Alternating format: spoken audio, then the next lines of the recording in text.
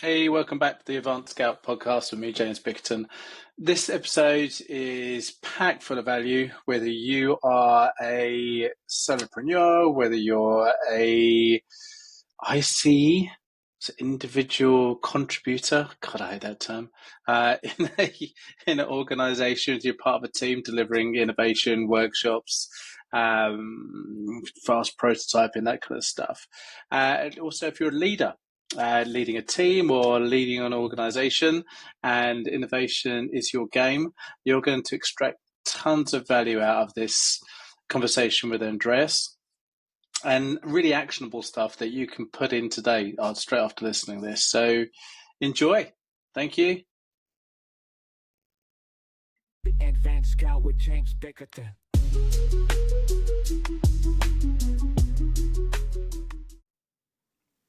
Hi, welcome back to Advanced Scout. I'm here today with a great guest, Andreas Roos, who I had the pleasure of working with whilst I was at AKQA.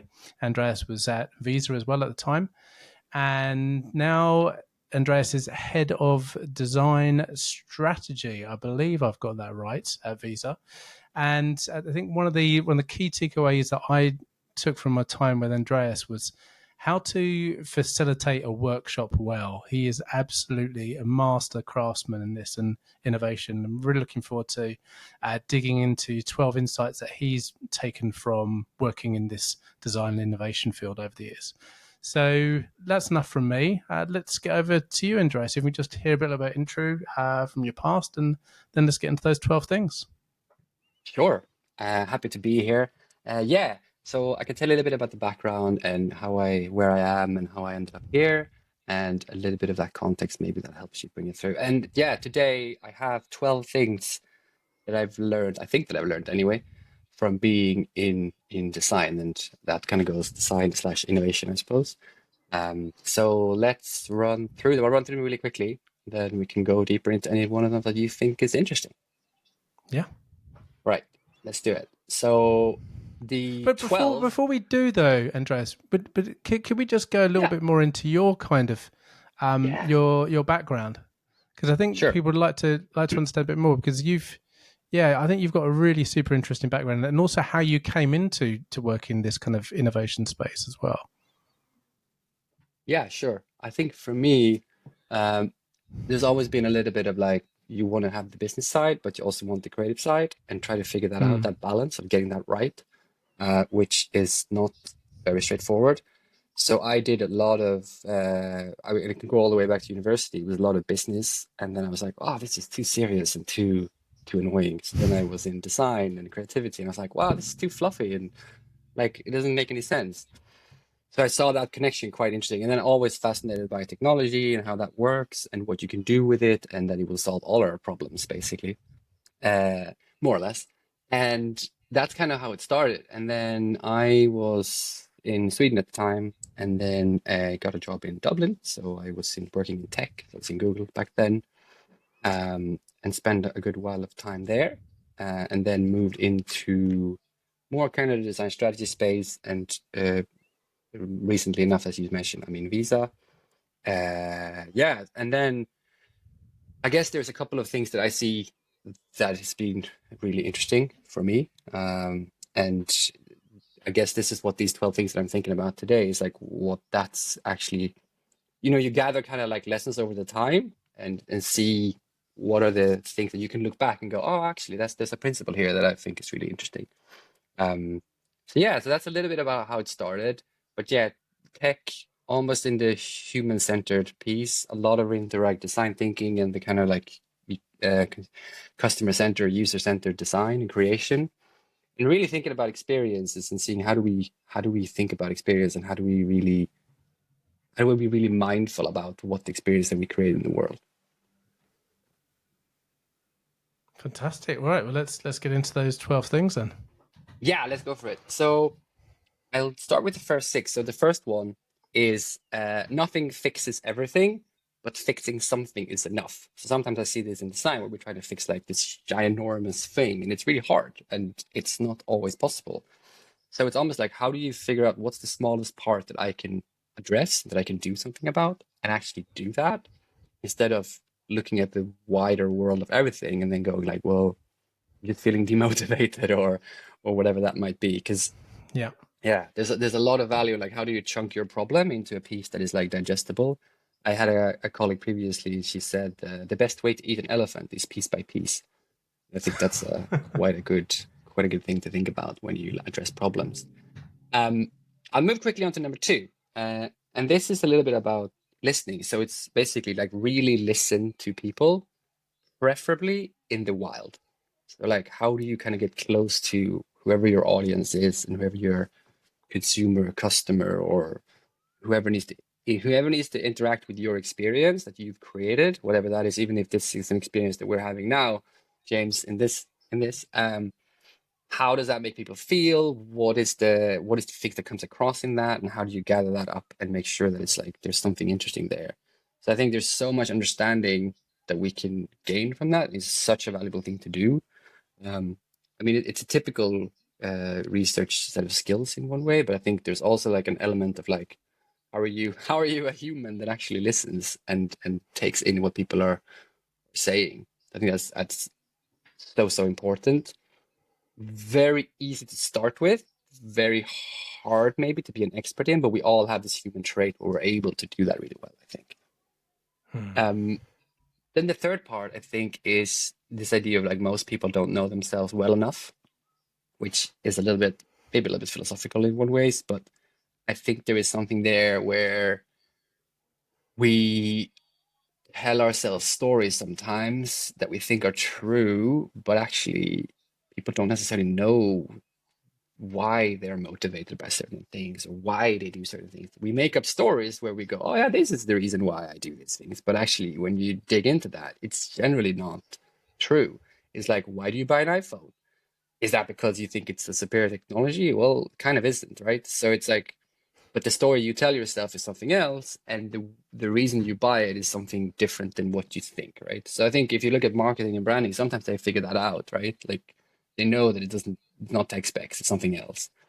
So it's interesting to think about like what are the things that we think we know about ourselves. So that also to be said, it kind of contradicts point number 2 a little bit. Like listen to people preferably in the wild. But if you think about people don't know themselves, you have to take what people say with a pinch of salt and be like, okay, it's interesting that you have that story about yourself. However, I've done in my previous, we did projects around toothbrushing, right? And everybody told, oh yeah. I brush my teeth twice a day for 2 minutes. And then we tested that and like nobody did that. And you also found that like people basically like, we asked people to brush their teeth. It was a little bit of a contrived environment, but they did it. And then you realize that like most people just stopped. And I was whenever they felt ready. I was like, but how do you know there's 2 minutes? And they're like, well, I felt ready. And 2 minutes is actually quite a long time. So anyway, so there's some story there where people like have a story, but it actually doesn't really match up with what they think and what they say. Number 4, this I think is stolen from IDEO a while back. And they had a really nice analogy for leadership in creative environments. I thought this was really good. So I've adopted that for sure. It's lead like a gardener, a coach, or an explorer. So the gardener kind of, I hope it's self-explanatory, but you kind of set the flower bed, right? You plant some seeds in, you make sure that the flowers grow, you make sure it's fertilized, you make sure there's like a rich soil. So you basically set it up and then you like kind of like watch it grow, and you go in and you prune some things and you kind of figure out like, ooh, do I need to shape this in this direction or this direction? And I thought that was just a lovely analogy, and I've been thinking a lot about that. And then the coach thing is a basketball coach, because obviously American. And in basketball, you'd have a coach who stands on the sidelines and kind of go, yeah, this way, that way, or I don't know basketball, so shoot. Anyway, hop, do things. But it's basically like sometimes they also sub themselves in, so they can then come in and play. Hey, I'll come and play with you now, and I'll show you how to do it. So it would probably be a really good basketball player. Not that I know any, but. And then the last part there is the explorer. So it's basically like, hey, I'm going to go over here and explore this really cool area. And then wow, everybody come this way. Look at this. This is really exciting. I found this thing here. Now let's build a ship and let's go here. Or let's build a train station or whatever it is. Like let's go this way. And I think it's not to say that you should pick one and that's you. It's just to kind of like be really in tune with where you need to be at what time. And like that is going to change, especially in a creative environment. It's going to be like very different, situations that you're facing, and requirements and demands on your leadership styles. I think it's just interesting to think about those analogies that like what, and be mindful of like, when am I what? And speaking of that, that actually leads quite nicely into number 5, which is this. I've been talking about this for years because it really resonates with me on a personal level too. But it's this idea of like deliberately designing behavior, so for you and for others. So what I mean is this kind of ties into one of the areas that I'm deep into, which is around behavioral economics. And it's just also common sense, to be honest. But it's like, if I want to go do some exercise, well, then I should put out the clothes the night before. If I don't want to eat all the crappy food that I have on my counter, I should put it up top in the cupboard. Like, it's small things, but it makes a huge difference. And to your point about workshops, I don't like to call them workshops, by the way, because there's so many crappy workshops being done. So we should call them something else, like sprints or sessions or something magical. Let's do that. It's like, how do you deliberately design the behavior of others? Like, what are the things that somebody needs to see or do in a workshop to lead them to some kind of outcome that is way better than what you ever could have thought about? So it's not about like, it's not a guided treasure hunt. It's not about like, hey, I'm going to make this thing, you're going to follow that through. It's more like creating experiences that creates reflection, and people go, okay, I get it. Not because of what you have said to me, but because what I did here, and now I understand a thing with my knowledge and niche expertise, and with what the experience you took me through. Now I see that we could do it like this. So it's basically like, how do you deliberately think that through? And I think that's so important, and it's often missed. Sometimes we think we can put in a 2-hour, creative brainstorm, and then we show up and there's like 12 people there, and you're like, okay, so what are we going to do? And I was like, I don't know. It's like, okay, obviously this was a long time ago and not in my current situation, but it was interesting to think about. Or very, very current for some people as well.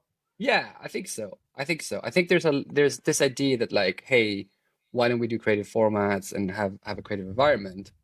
But I will not give you the time or the focus for you to actually design that well, and to set that up, and to like really structure that experience. Because like, there's a lot of analogies you can make to show how crazy that is.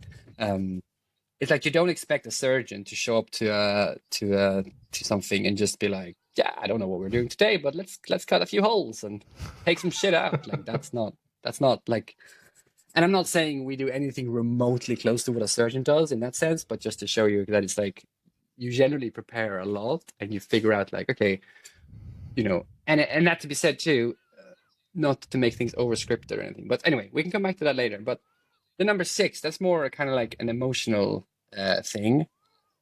And it's like, be the container. So this is more like leadership. And I think in a creative environment, it's very important to think about like, what are the emotions here that stakeholders have and the teams, and how can you like contain that? So I'm not trying to dismiss that, because that's really important, but it's almost like toddlers and like working with kids. It's like the same thing. Like, if you're a parent, your job is more or less to be the container of emotions for your children when they cannot regulate that. So it's a little bit like similar in like, you'll have some stakeholders who'll be really nervous, and you'll have stuff that happens to people on a personal level and a work level and all types of levels. So as a leader, it's important, I think, in design specifically, because it's like a lot of people in design pour a lot of their self into the work and the craft, and that makes sense, because it's something people are generally quite passionate about. But then how are you then a stakeholder there that like helps like contain that in a positive way, and just listen sometimes to the concerns, and not trying to fix everything, because like that's not the point. But we all know how disappointing it could be. Like, you've done a lot of work and you kind of like created some fantastic experience that you think, and then you realize that like, actually doesn't really meet the business requirements anymore. And there is a lot of like containing of that to be done there, which I think is a very positive thing, actually. Yeah, okay. And then 7. Should we go? Should we keep going? Yeah, let's go. And I think Go. what we'll do is we'll dig into 2 or 3 of them with a bit deeper and Yeah. particular stories attached to them to make them come to life a bit more. Yeah, fantastic. Number Yeah. 7. Let's do it. Okay, so this one is quite funny, I think. It's like, don't be the poo in the pool. And this started there was a guy, Ben Jones. I will tag him later. And there was a story about him in Dublin. I think it was in Dublin. It was some workshop anyway, where they were running something for some very senior people in an American company, in the automotive industry, I think it was. And in the Dublin office in Google, there was a pool. And when people came in the morning, he was like, "Hey, welcome everybody. Just a bit of a housekeeping. There was a bit of an incident earlier this morning. Somebody took a poo in the pool. But don't worry, it's being cleaned out as we speak. So if anybody wants to go for a swim during lunchtime, we have all the stuff. You can borrow all the gear and we'll keep the pool open for you. So like, no problem." Everybody was like, that's disgusting. Obviously, like, no, why would we do that? We would never want to do that. And I think then obviously the analogy was like, okay, well, basically like, don't be like that in this workshop. And if you think about it, that can happen so many times. We have 1 or 2 somewhat maybe negative stakeholders, or somebody who's like, I don't believe in this, or I don't believe in that. And then even if they change halfway through, damage is kind of done. So I think it's just really important to set those sessions up really well. I'll show you another thing that I'm just remembering right now that is critically important and actually ties into another colleague and friend who's just written a book. I have the book here. Look at this plug. It's like I planned that. Bring it on. What's next is now How to Live Future Ready by Frederick Ferd, and it's very good, by the way. So it's the first book that I've read in 3 years, and yeah, it's a nice cover, isn't it? And you know what I read? He was telling about that the cover is supposed to be a mirror. So there you go. You can see yourself in there, can't you, James? So now you can live future What's the main ready too. takeaway? Oh, you have to read it. But I'll tell you one thing that he told me, and I'm going to write it here, and it will take me a second. But basically, he showed me something, and I'll see if you fall into this too. And I thought it was the best thing ever. So can you see that there? Can you read that? Yes. Yeah. Yeah. Yeah. So what do you notice? The last one is. What do you notice? It seems to be incorrect. 4 + 1 = y. Or 4. 4. Yeah, that's just my fourth that looks like that. Yeah, that's true. That's incorrect. What else do you notice? Well, they're all sums. They're plussing. Yeah. And generally what happens now, I won't bore you too much with it. Generally what happens now, people look for like really complicated connections and like, you know, this one divided by this one is the same as this one. And they try to like find a really like hard thing. They try to like make a connection that's not really there. The easiest way to look at this is like, that one is wrong, but these 3 are right. Yeah. So the way that I tend to set up sessions, and when you think about like the don't be the poo in the pool, it's like, if you come here looking for the thing that is wrong, you will have a terrible time. You will find the thing that is wrong, and you will sit there and focus on it and fester on that and be like, this is wrong. But if you come here and you say, hey, that thing might be wrong, but actually these 3 things are right, let's look at those and let's dig into those deeper, you'll have a great time. You'll love it. And it will be fab, basically. And I think for me, when he showed it to me, Frederick, it's on a whiteboard, I still remember it. So thank you, Frederick. But it was like so powerful, where it's like, it's basically the power of framing, right? Like how you look at something changes your experience. And that is true for everything. So I think number 7 there on Don't Be the Poo in the Pool is like, it's the key to everything. And you see that also in the way that people approach opportunities and how they frame different situations. It's huge on a personal level, on a work level, on any level really. So that I think is ultra important, especially in design, because a lot of the work that we do isn't necessarily that binary, in that it's not right or wrong. It's a scale of like, hey, this could work really well, to like, hey, this might not fit with what we need, but generally it's quite hard to know that without testing, right? So there's a little bit of like, how do you kind of frame it in a way that users can use it, but also frame it in a way that your stakeholders can like agree to the testing of it, for instance. So I'm very passionate about that one. I think it's really important, and I think if you do nothing else, just like think about asking people like how they should show up and how to behave, and then ask them to judge the outcome or the end of it, and not the making of the sausage. Actually, judge the meal at the end or something like that. Okay, number 8. This is about identity. So it's a little bit about design, but it's actually quite a lot about design. But you see this in other jobs too, where people sometimes build this whole idea for their entire identity about their jobs. And I think it's very understandable that happens. But if you want a surefire path to burnout, go for it. Like, yes, go, just do it. Because what happens is this: work and life goes a little bit like this sometimes, right? It goes up and it goes down, and that's very normal. Anybody who says it's not normal, I think they're probably lying, or they're probably up here, and then they don't see that this is going to come, and that's fine. Okay. It's just the way that I think things are.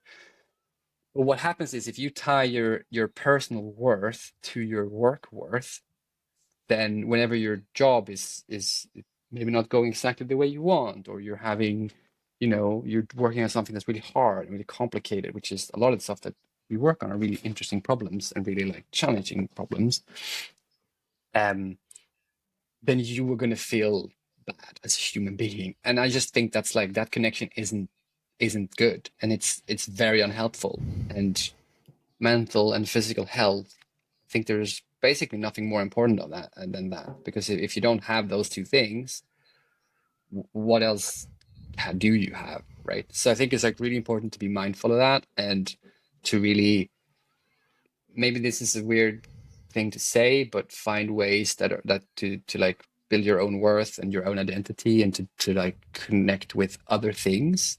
So you always have, you have that in everything, but ideally you have something that goes down, but you have something else that goes up, and it kind of goes a little bit like this, right? So case in point for me, it's always been a little bit of thing in the sideline for me, in the background. It's been a bit of an art practice, really. And that's just, you can ask questions, you can do provocations, you can explore things, and there isn't really anybody else who tells you what to do in that. So if anybody is interested in that, you can find me. So this is my alter ego. It's Artificial Mastery. So you'll find that on Instagram if you're interested in very silly pen drawings. So I have suitcases full of pens and inks and stuff. But it's lovely. And the reason why I say that is not to be like, go and like my things. Obviously that too. But it's also that I think it's like super important to have something that is part of your identity, which isn't necessarily the thing that is your job. And I think they can fit together, but they can also be completely different. Like I once hired someone in the past who was into like free diving a lot, and he was hired for a sales role, and he had his like passion outside of work, which I kind of think that sometimes those passions make people better in work, because they get the time 100%. To disconnect and then reconnect and get a bit of a break. Okay, 9. God, we're getting through there. This is a little bit about, again, kind of about framing, to be honest. It's serious things playfully and playful things seriously. I think it's just a way to approach things, especially when they're hard. Just because things are hard doesn't mean that they need to be really boring or really serious. And sometimes I think it really helps to add a bit of humor, add a bit of playfulness to things that are really hard, because otherwise it's very easy to revert to like, I'm the expert, look at me, look at all the acronyms that I know. Rah, rah, rah. Okay, that's cool, but what does that mean, right? And if you put the right level for how you do that, it's very, very powerful. So sometimes the stuff that we do is you do some exercises or some experience that you create to show people an analogy of the problem, which could be very simple. So I give you I'll give you an example. This is probably about 10 years ago, but there was a communications exercise where you could see that there was, this was not where I am now, it's previous companies, where there was basically a communication problem between senior leaders and the rest of the team. And Okay. create this exercise where you have one senior leader stand at the other one end of the room and the other leaders at the other side, and you gave them the brief of like, okay, you wrote it on a piece of paper and you say, hey, here's a message. I want you to convey that message there, but you can't speak. And then I called the exercise something like body storming or something. So you see, I led them into believing that, oh, of course we need to do charades, right? So everybody starts doing charades.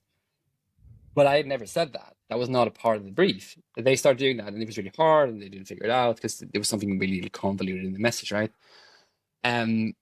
And then they did that for a long, long time. And then I was like, okay, well, and then we reflected on that experience. So a good debrief model is like, what did we do? So what? And what now? So what did we do? I told you this brief. So what? And then they basically go through the reflections of like, how did that feel and what was that important? And the thing that they found out that the easiest way to communicate that message is just to take the paper and just throw it over, right? But nobody did that. So there's a reflection on like, how convoluted do we make communication? How hard is it to get across what you actually mean? And then then you go like, what now? Like, what are the strategies that we as this group then can take to make sure that we are aligned and that we are saying the same thing? So they invented like this word of like, okay, well, you're saying X, I don't know what that means, so can you give me some clarification? I can't remember what the word was, but you basically create a system where you avoid that problem because of that experience. Anyway, long way of saying, playful experience solves for a serious problem or a challenge, and that can then be implemented into the business and have some value straight away. So I think the play part is just really valuable. All right, number 10, almost there. This was a very good strategist. He once said to me, slightly pretentious, but he said, oh, my job is just to look at things and think about them. And I thought that was so, it was very well articulated on what it is that people sometimes miss. It's like, you can just sit and look and be like, okay, well, what does that mean? And think that through. And actually, sometimes we think there is a special set of skills or it's something different, but it's actually like that active listening and like the deep observation can just be very, very powerful. And it's easy now when everything needs to be AI or whatever it is, right? The latest kind of, I'm not going to call AI a hype because it's definitely not, right? But there's sometimes we trust so much in technology without having the fundamentals of the human part right, or even up to scratch. Thinking that we can replace everything with technology is not necessarily something I would like to see. So yeah, very powerful one. Then 11, this is about perseverance and grit. So there's a really good book about that, but that is the difference. And I think you can look at innovation over time and you can see that the people who have created something interesting, they've generally come up with thousands of ways to not do the thing that they aimed to do. And it's very rare that somebody just automatically like goes, waha, eureka, I found it. Maybe we just Archimedes, but I think he had a lot of other mistakes or fails. And I think one thing that's really important to remember is like, if I look back at my own journey, if you call it that, if I would have listened to everybody that I got advice from, I would not have been in the role that I am in now. And I don't mean that in a bad way or a good way. I just mean that like people give advice with their lens and their experience and their, their kind of how they see the world, but they don't see the world that you see the world because everybody sees the world slightly differently. Exactly. So I think determining what you want to do or the general area and then going for that is just really important. And then sure, like there was a time where I wanted to do a transfer. I was in a sales role early on in my career, and then I wanted to move into creative strategy and more the innovation side of things. And that was a very hard move, and everybody was like, kind of like, no. no, no, no. And I was like, okay, well, I'm gonna do this. So either I do it here or I do it somewhere else. I would love to do it here. And that took about 2 years, and everybody kind of said no, to be honest. Which, like looking back at it, I can really understand why. That makes sense. I would have said, if I would be giving myself advice back then, I would have probably been like, actually, you're doing well in sales, so why would you want to do that, right? Like, that makes no sense. So I think you get advice, but if you stick with something long enough, something is going to work. Tricky one, it's also good to know when to give up, but I'm not good at that. Like, I'm just not good at that. So I think sometimes you need someone external to be like, hey, maybe do something differently. But I think also though, like if you think about the persistence and grit, I'm not saying you should wholeheartedly, doggedly stay with one thing. I think it's like general direction and then find different paths around that. So it's almost like iteration basically. And I think that's very important in anything, especially in building products, especially in life too. Like how do you, if you give up as soon as something gets hard, then there's a lot of things in humanity that wouldn't have happened. If we just go, yeah, I don't like this. This is a bit tricky. I'm just gonna go and watch YouTube Shorts or something instead. Instagram Reels for 8 hours a day instead. Yeah, cool, but that doesn't give you anything. Except unless if they're obviously of my art plots and pen drawings, then of course, then it gives you loads. And then I think the last one, this is number 12. There's a lot of them. So this is something, I can't remember her name, but she's a professor of social psychology, I think, or anyway. And she has this phrase, which is really important to me, is like, pay attention to what you pay attention to. And I think that's really important, especially in design. So if you find yourself coming back to something, or if you see that you're drawn to a specific part of an experience, or then like that means something. You don't necessarily know what it means or what to do with that, but it's an important indication that maybe it needs more work, maybe it's amazing, and you need to figure out what that is, right? And if it's amazing, what are the lessons you can take from it to make other things amazing? If it's not working necessarily the way you want, how are some ways you can address that? I think also this applies to life in general too. It's there's a saying which is a bit cheesy, but it's a little bit like that: ambition without action is fantasy. And I think this is a little bit like that. Like if you pay attention to what you pay attention to, you'll see over time where you spend your time. So it's like, I'm trying to think of an example that is not offensive. It could be things like, yeah.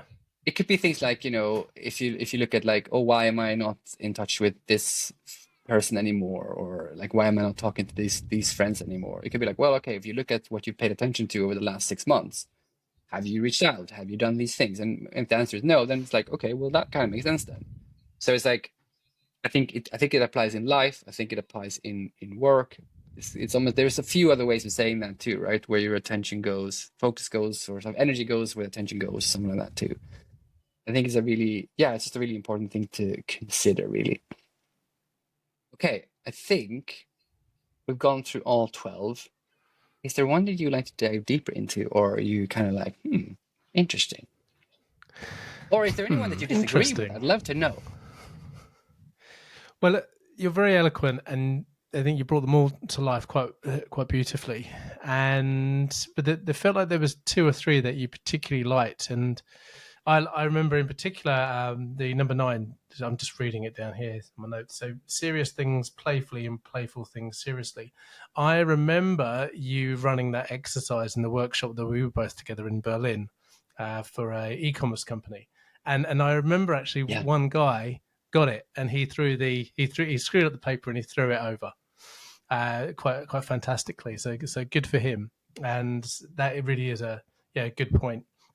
And I was wondering whether there is like 1 or 2 of those, or maybe even all of them, but 1 or 2 that really stand out particularly for you, that you saw that it was either done by you or a colleague, or maybe a client, and it had real impact on their challenge, where you saw it was done really well? Yeah, really good questions.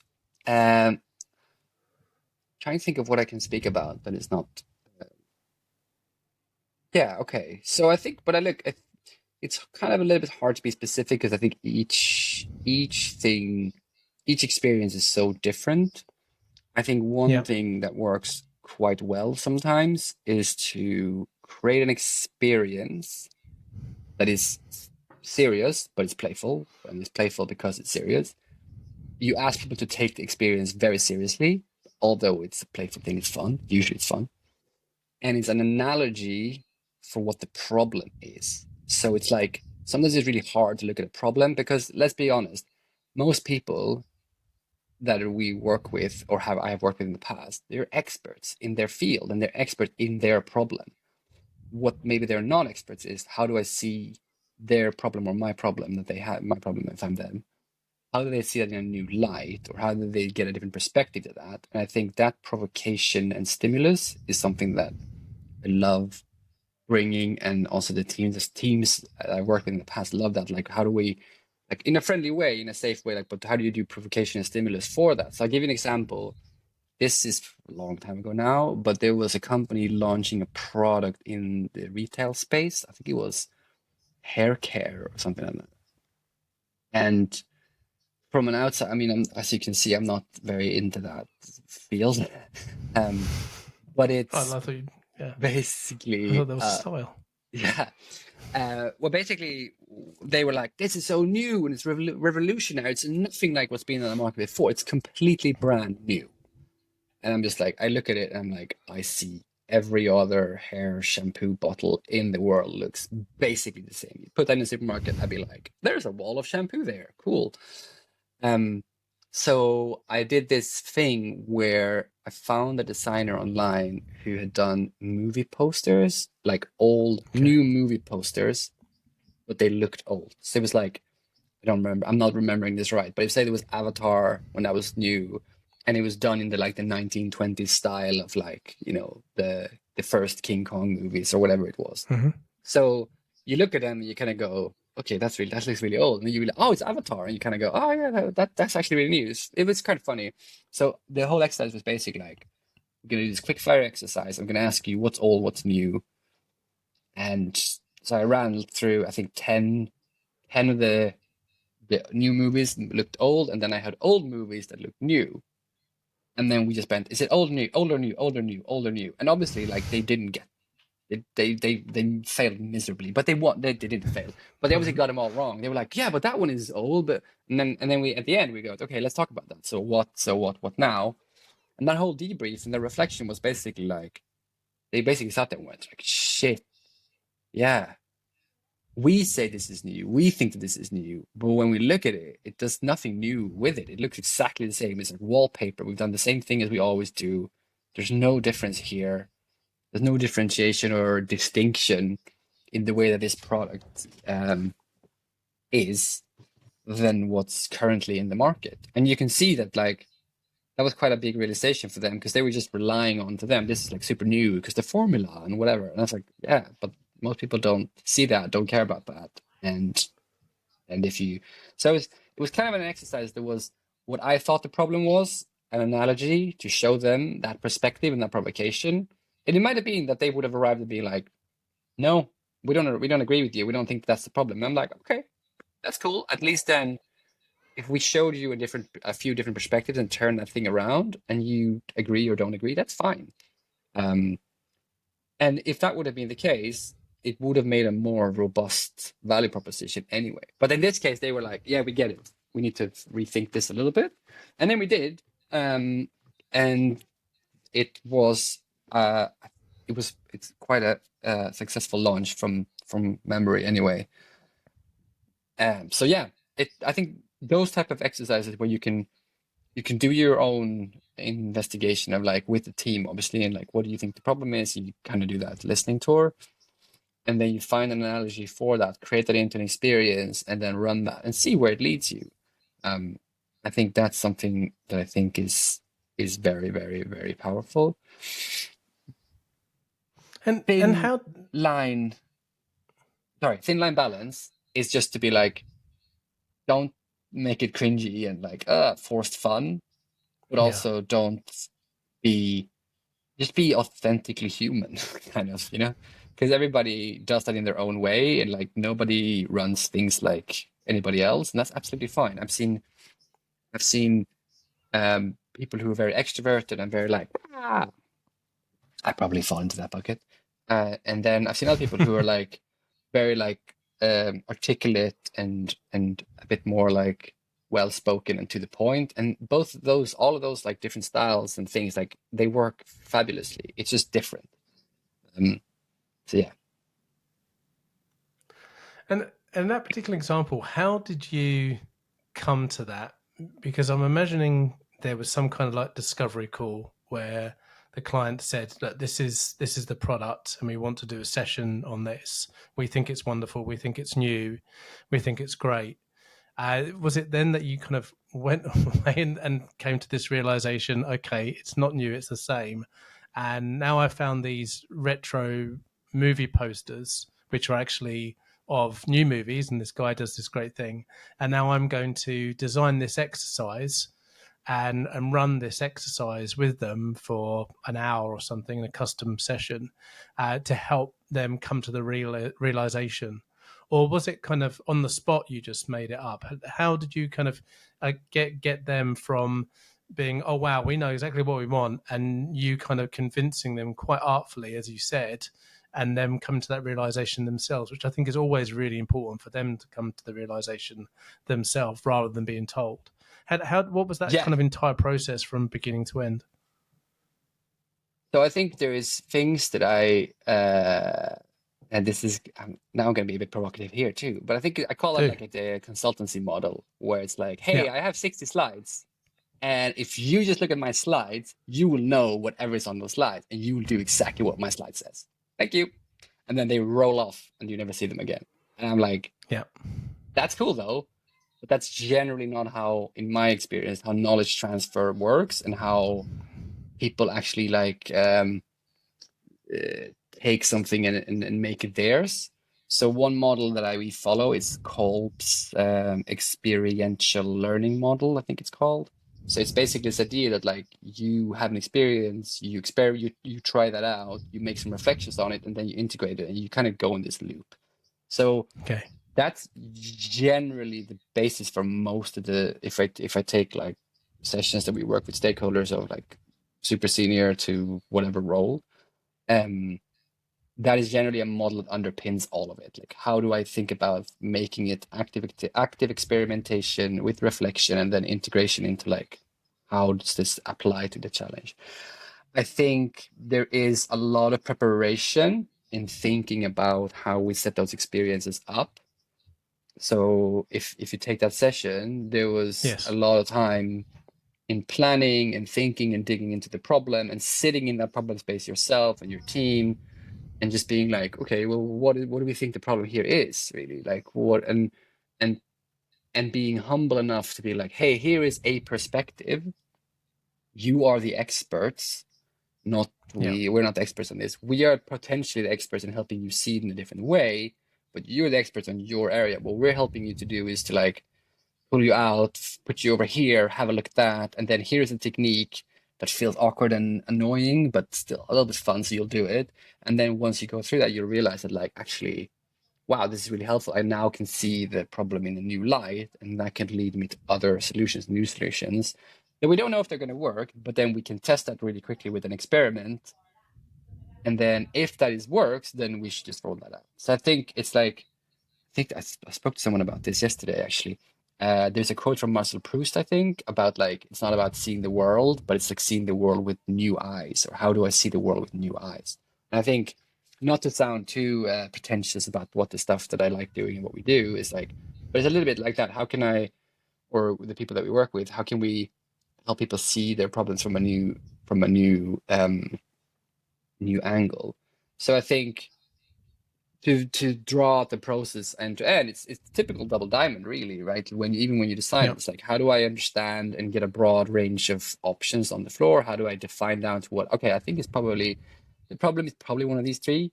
And then how do I have ideas about what an analogy or what the experience could be for that workshop, and how do I prototype that? So that exercise, I would have run that exercise, and it would be a relatively quick thing. I think it was like 10, 15 minutes or something. But I would then run that with somebody in the team who would not have known what was going on. And I was like, hey, do you want to just, help me through this, right? Can you help me think here? And then, they do. And I'm like, and then we do a debrief. So it's a little bit like, how do you prototype it before you run it? Obviously, each person's reaction will be different. So sometimes you prototype it, it doesn't work. And you're like, I still want to do it. And then you try it.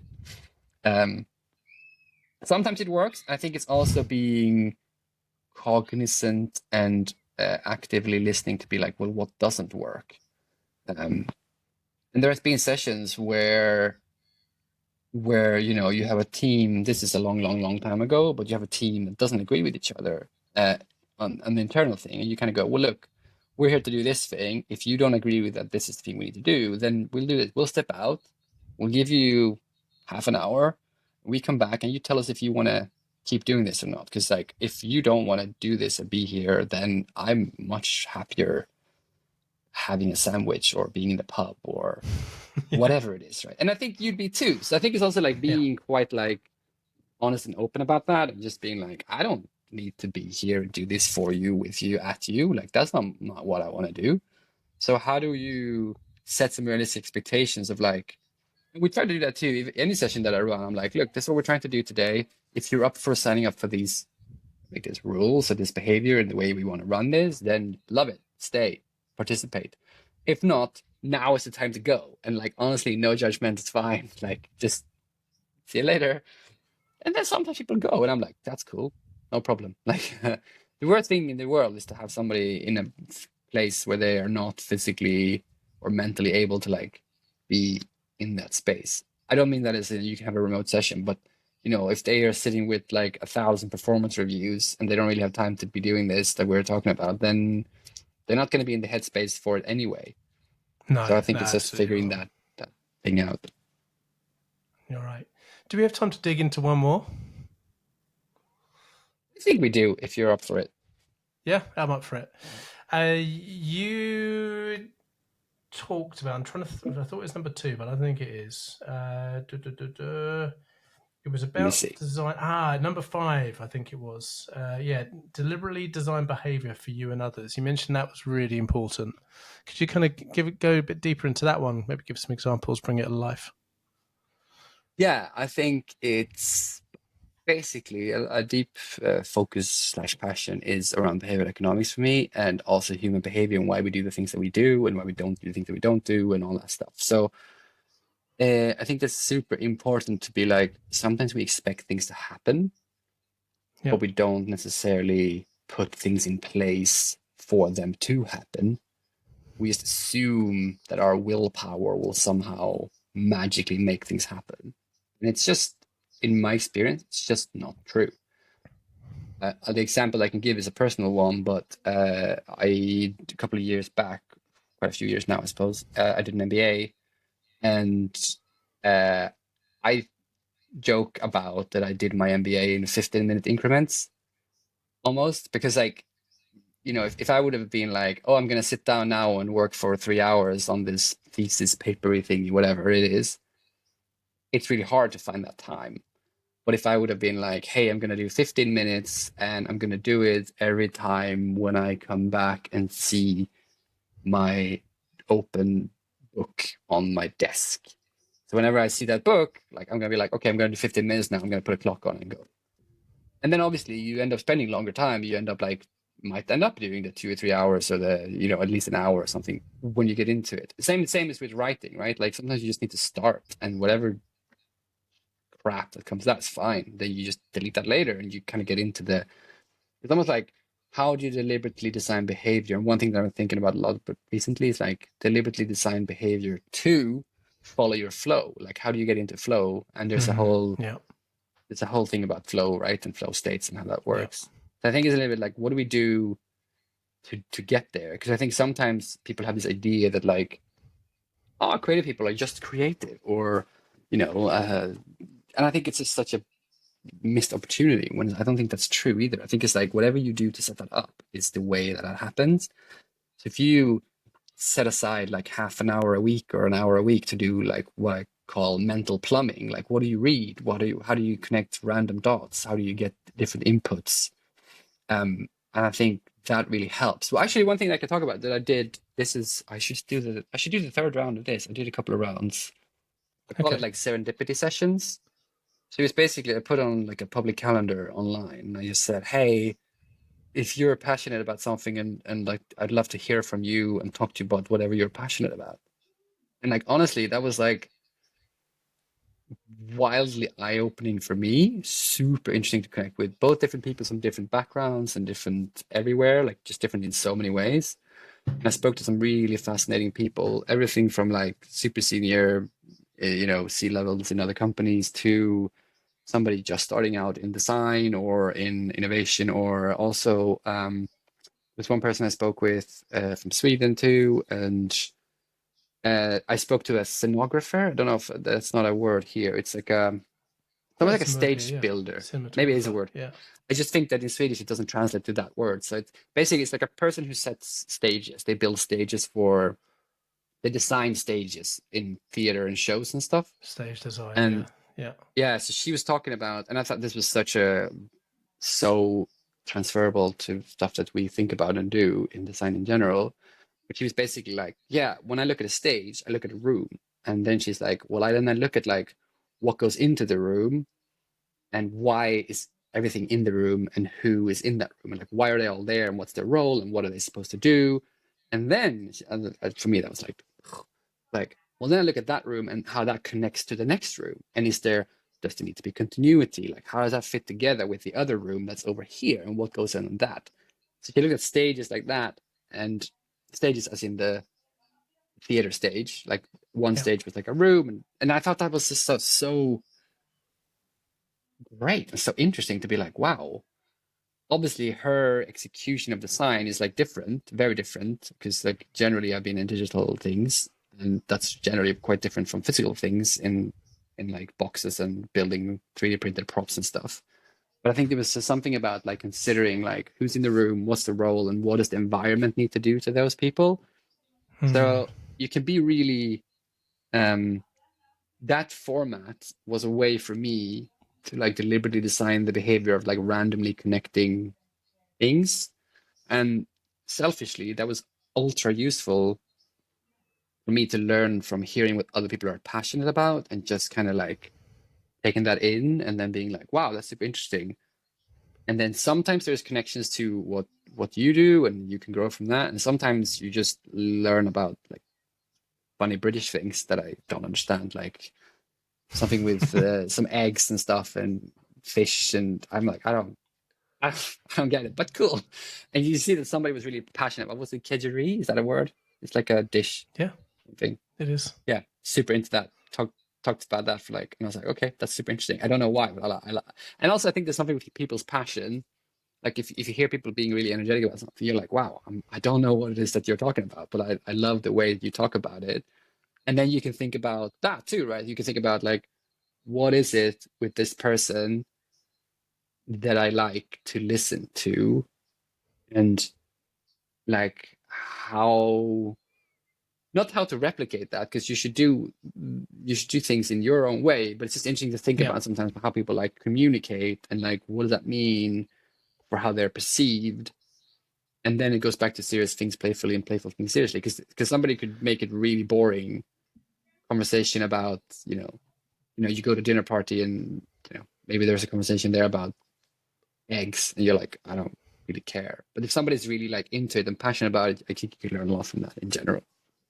Yeah, I think it talks to the tonality of this. Well, you understand first of all what's piqued my interest, and then you can kind of replicate that. It might just be the cadence that they were talking, the tonality of the talking and piquing your interest, and how they pull me in. And then there's elements that you can then replicate for yourself in order to pull in a team or an individual to be interested in what you talk about. And for myself, when I was reading this, deliberately designed behavior for you and for others, I felt immediately that was really relevant to behavior or creating a culture.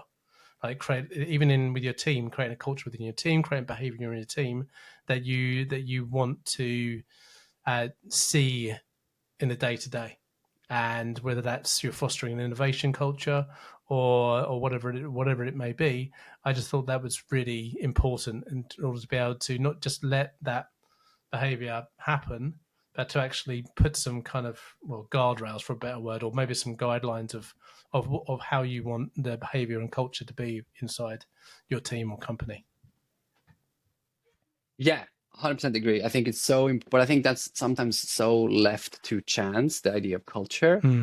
And I think that's a little bit sad. But I think if you look at companies that are doing that really well, they have a really clear idea of like, these are our values, and this is how you see senior leadership actually action those values. And you kind of go, wow, they're not talking about this, they're doing it. And here is the story about how they're doing it. And that's brilliant. So I think it's like, the thing that I would add to that is just like, how do you set systems up or structures in place where somebody gets to action that? And I think, but yeah, I think we agree fully on the importance of that. It's just about like, how do you get to that place where they're able to do those things? Fantastic. Okay, we've been over a lot. We've learned some great things, and you've brought us to life some fantastic examples. Thanks, Andreas. Where can people find out more about you? I've looked at the art on Instagram. It is fantastic. You're very talented in that. How do people kind of connect or find out more about you? So I'm on LinkedIn, obviously, as everybody is. So drop me a note there. I do my art things on Instagram too, as I mentioned. That's slightly separate, but kind of fun. And I think those are probably the best ways if there is something to talk about. And maybe there will be a new round of serendipity sessions in the future too. Might get there soon. That feels like almost something you could turn into a product itself. That sounds super interesting. I think a lot of people listening to this would like to be part of that. Yeah, fantastic. Look forward to it. Great. Okay, let's end it there for today. Thank you so much for your time. It's been an absolute pleasure. Thank you. Take care. You too. Cheers.